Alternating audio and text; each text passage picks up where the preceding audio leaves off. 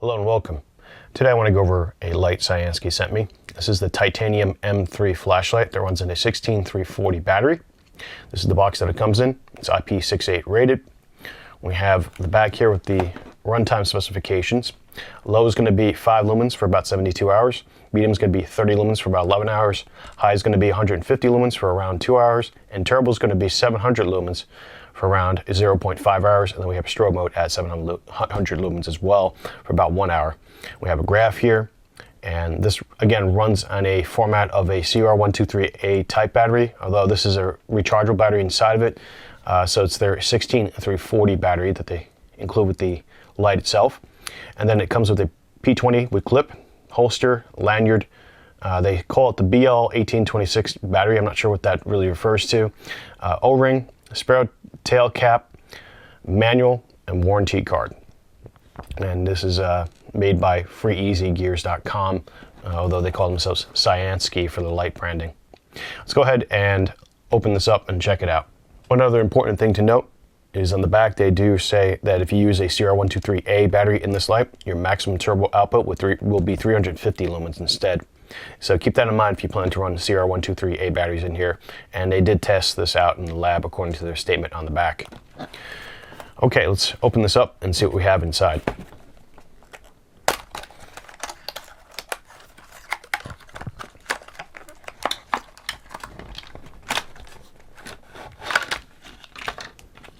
We have the light here. It's got a nice feel to it. And we got a paper housing. Let's put this off to the side. We have our lanyard, which is a little bit different than the ring lanyard that they sent me. From the M2, we have the charging cable. This is a micro USB charging cable. And we have a pocket clip and a spare O-ring inside a plastic bag here with a Cyansky card and the user manual. Okay, we've attached our pocket clip, which appears to be a stainless steel clip and it has good retention on it. We have a serial number here, CB1BA0062. We have a hot symbol in the front. We have some type of heat sinking cut into the head of the light here, and it does feel like titanium. I can tell from the material. We have our E-switch here, a little button switch in the front. You push to hold and it should come on. But I think this still has the tab inside of it to prevent it from activating. Overall, it's a nice, beautiful design from what I can tell. The clip only fits in one position, but you can move it a little bit. And to take it apart here, we are going to unscrew the head here. This might scratch the titanium a little bit with the clip being pushed against it so hard. We can see our O-ring here for the IP68 waterproofing. And here's the head. Here's the tab, preventing the connection from going in. And we have our battery here. This is the 16340 battery. And according to their literature, it's 700 milliamp hours, 2.52 watts. And here is the little port in the top here to charge the battery. Let's take a look on the inside. You can see the spring in there. Appears to be decent quality. And the contacts appear pretty well made here with a retaining ring potentially in here. I'm not sure what drivers this is using. We'll go over the LED in a moment. Let's put everything back together and see how this lights on. I will note that it appears pretty hard to put this on once you unscrew it because of the pocket clip. So I might not carry this with the pocket clip. In fact, I'm having trouble putting this on here. The threads, though, appear to be square cut and to give good, almost a smooth feel to it. But I can see this pocket clip scratching this up in the front here. So I might not include this on my light, even though I do like pocket clips. I would much rather have a easier time of opening and closing my light. So I might take this off in the future, even though I do like my pocket clips. But let's get to the light here. Hold down, press, it turns on. I'm assuming this UI works similar to the M2, where we push once and it changes the mode to medium, high, and then turbo, and back. I'm assuming if I hold for longer than 2 seconds, we get a strobe mode.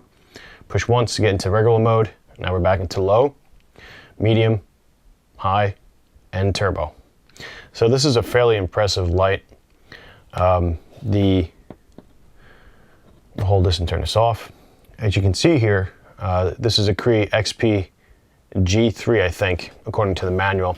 Now, I'm not an expert on LEDs. I could be wrong about that, or the manual could be off, but that's what they're saying. So we have that in here. We have a shallow orange peel reflector, a anti-reflective coated lens inside here. Let's see, it's a 2-meter impact resistance drop, titanium alloy. Yeah, here it says Cree XP-G3 S4 LED. So we have the weight of this is going to be 19 grams, and the size is 51 millimeters by 21 millimeters, length by diameter. So it's a nice sized light for such a powerful output, I have to say. This is a very, very small light and definitely pocketable and EDCable. Now, on the other side of the manual, it has the typical items you would get in a Cyansky light. You have low voltage warning, low voltage downshift, overheat protection. So this will come with the basic standard UI and warnings and downshifts and protections that you would get from Cyansky products. Here we have the Cyansky M3 battery, the 16340 battery, and you can see it's charging by about 300 milliamps or 0.30 amps from a USB battery source at about 4.99 volts. Here is a red light on the top to indicate that the battery is indeed charging. This should turn green when it's done charging. You can access the charging port again from the top here via the micro USB port, and you can plug into any USB output. I also want to show that you can charge this battery via a AA battery charger, such as the ultra-less green solar charger. You can see it's charging it at about 4.17 volts to 4.31 volts at approximately 100 milliamp hours. And this has been fluctuating for the past minute or two between 110 milliamps to 130 milliamps. Unlike the other charger we have here, the battery bank, the lithium ion one, which charges this at a 300 milliamp hour rate, this one charges it at a much slower rate. But you can see you can charge this battery bank, the AA's inside of it, via the solar panel here over the course of a few days, and then you can charge your battery with this here.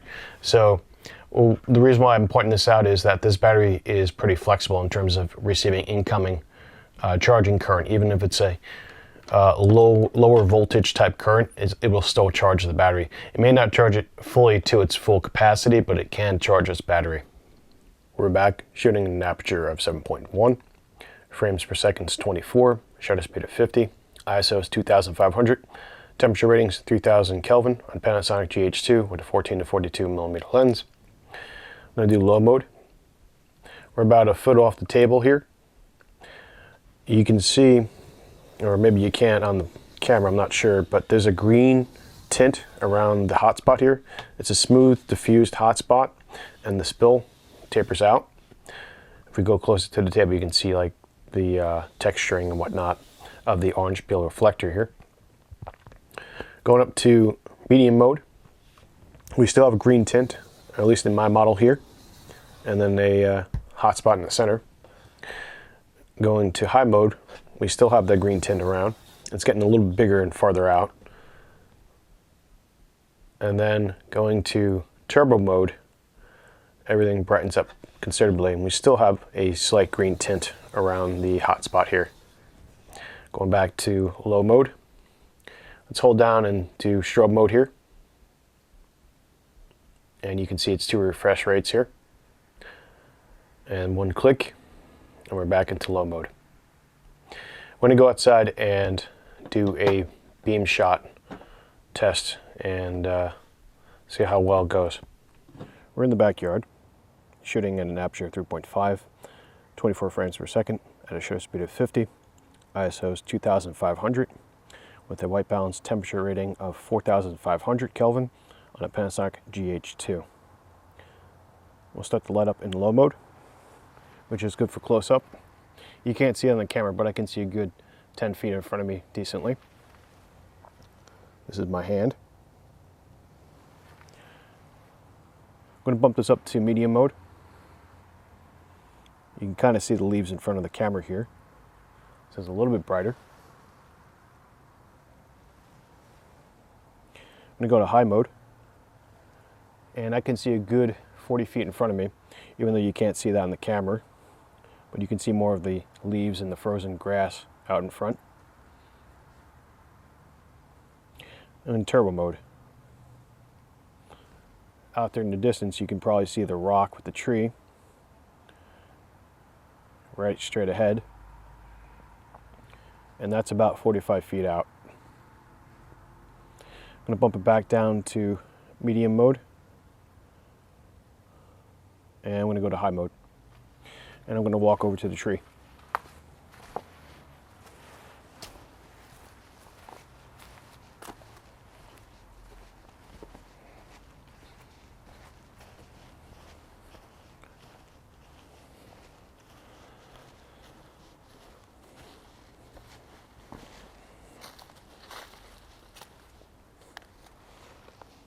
I'm at the tree, and this is the light on high mode. This is the light on turbo mode, low mode, medium mode, high mode, and turbo mode. And this is very bright for a very small light.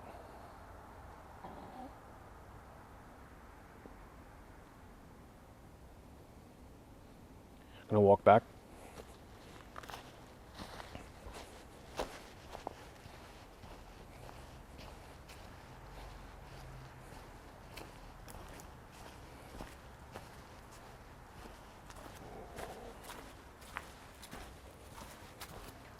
We're back doing a water test with the Cyansky M3.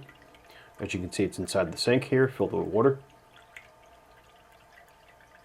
I'm going to go ahead and take out the light and change the modes.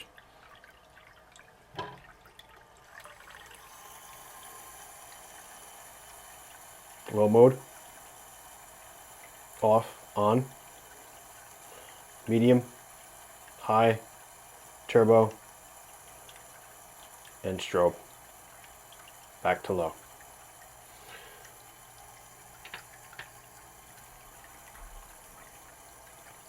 It appears the Cyansky is working while being submerged or having been submerged in water.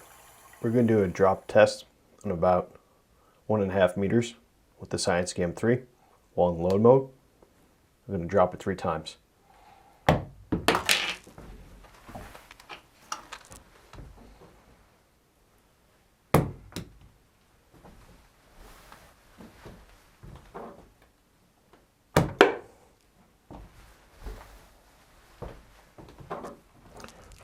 Test the light out.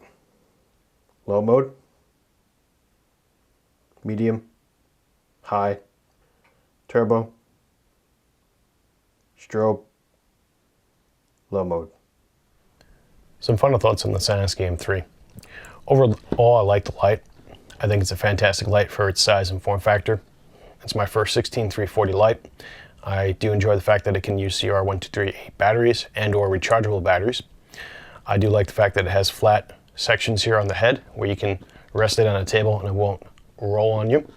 I like that it does come with a pocket clip here and a lanyard. I also like that it can tail stand, which is nice. I do appreciate and prefer lights with a glass lens with AR anti-reflective coating. And this particular one has my favorite type of reflector, which is a orange peel reflector. I also appreciate the titanium material that it's made out of. And the design looks very nice and sharp in my opinion.